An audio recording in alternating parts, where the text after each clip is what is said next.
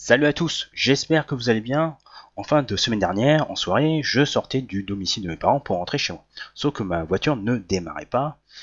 Pourtant, la radio, les feux clignotants et l'essuie-glace fonctionnaient bien. Et pendant quelques heures, en passant la nuit chez mes parents, j'ai cru au pire si le problème ne venait pas de la batterie que j'avais changée il y a à peine 3 ans. Finalement, en utilisant un testeur sur ces deux bornes, rouge pour le plus, noir pour le moins, la batterie était bien en cause. J'ai pu éviter de faire appel à la dépanneuse et d'autre part, cela m'a permis de mettre à nouveau les mains dans le cambouis en apprenant à choisir et changer une batterie. De cette expérience, je me suis intéressé au business de la distribution des pièces détachées automobiles et voir s'il existe des entreprises cotées en bourse qui en font leur spécialité. Dans un souci de trouver des actions à dividendes de belle qualité intrinsèque, je suis tombé sur Genuine Parts Company, le plus grand distributeur mondial, avec la cerise sur le gâteau que c'est à la fois un dividende aristocrate et un roi du dividende. Comme vous le constatez, l'entreprise a augmenté son dividende depuis au moins 60 années consécutives. Et c'est nettement mieux que Coca-Cola et Johnson Johnson.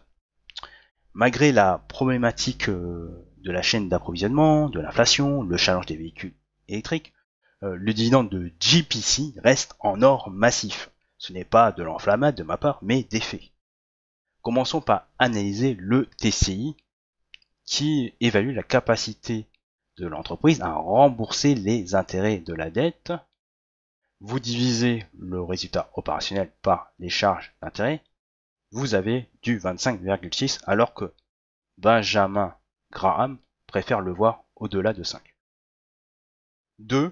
Le TCSD, qui évalue la capacité de l'entreprise à générer assez de cash flow pour rembourser sa dette. Pour rappel, il doit être au-dessus de 1,25, idéalement au-delà de 2. Et ici, pour JPC, vous avez du 4,1. Et enfin, vous avez une dette sur EBITDA à 2,06, alors que les agences de notation recommandent de ne pas aller au-delà de 5 pour les entreprises non financières et non immobilières. Cela étant dit, dans le communiqué de l'entreprise, il est de 1,6 en tenant compte des ajustements comptables propres à l'entreprise. Entre ce qui est publié officiellement et ce que j'ai calculé, il y a un écart, mais tant que c'est en dessous de 5, je m'en moque. Tout va bien, on va dire. Vous mettez ces trois ratios d'entêtement en osmose avec un chiffre d'affaires et des bénéfices qui sont au-delà des niveaux pré-Covid. Donc ici pour le chiffre d'affaires et ici pour le bénéfice par action. Hein. En plus, un ROIC qui est en nette amélioration et qui est supérieur au coût moyen pondéré du capital et un payout ratio à moins de 45%, vous avez un super cocktail boursier avec un cours donc qui est passé de 50 euros à près de 190 euros. Aujourd'hui, ou plutôt cette année, il y a un sérieux coup de mou hein, qui a été amplifié par la baisse des perspectives des bénéfices lors d'application de ces résultats au second trimestre, les craintes de récession économique, voilà. Alors, est-ce grave, hein, docteur moi, je dirais pourquoi pas atterrir au contact de la moyenne mobile à 200 semaines, voire momentanément en dessous pour une meilleure opportunité, moyennant une marge de sécurité à la Warren Buffett ou Benjamin Graham. Le fait que Genuine Parks a augmenté son dividende depuis au moins 2 décennies consécutives, c'est avant tout la preuve que l'entreprise a d'excellentes qualités fondamentales et surtout a confiance dans l'avenir malgré les vents contraires actuels. Faut-il saisir l'occasion maintenant?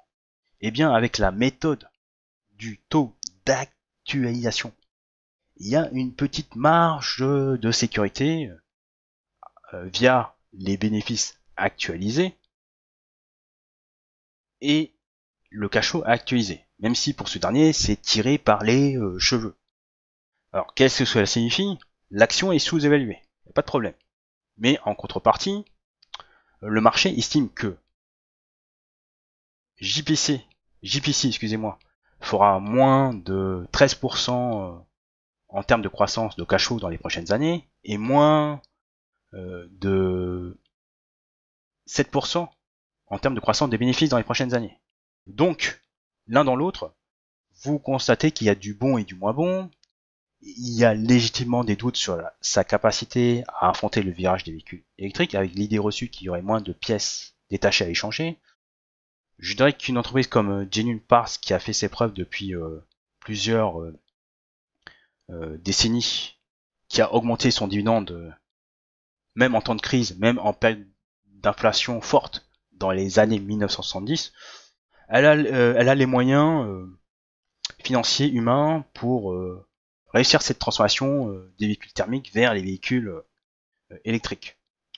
Et l'idée reçue qu'il y aurait moins de pièces à détacher, à échanger, je demande à voir en termes de prix-volume avec l'évolution technologique des véhicules électriques année après année. Si je devais donner une conclusion globale, je dirais que Genuine Parts est la meilleure action, on va dire, tout segment confondu de l'industrie automobile, donc constructeurs, équipementiers et distributeurs.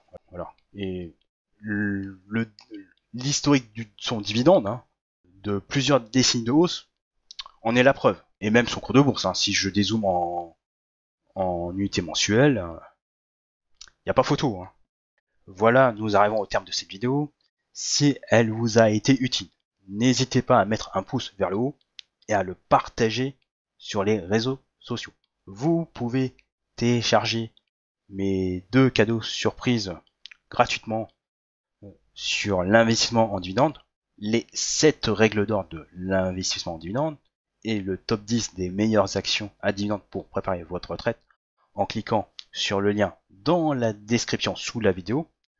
N'oubliez pas de vous abonner à ma chaîne YouTube pour plus de vidéos sur les dividendes en cliquant sur le logo en bas à droite de la vidéo. Et sur ce, je vous dis au revoir et à la prochaine.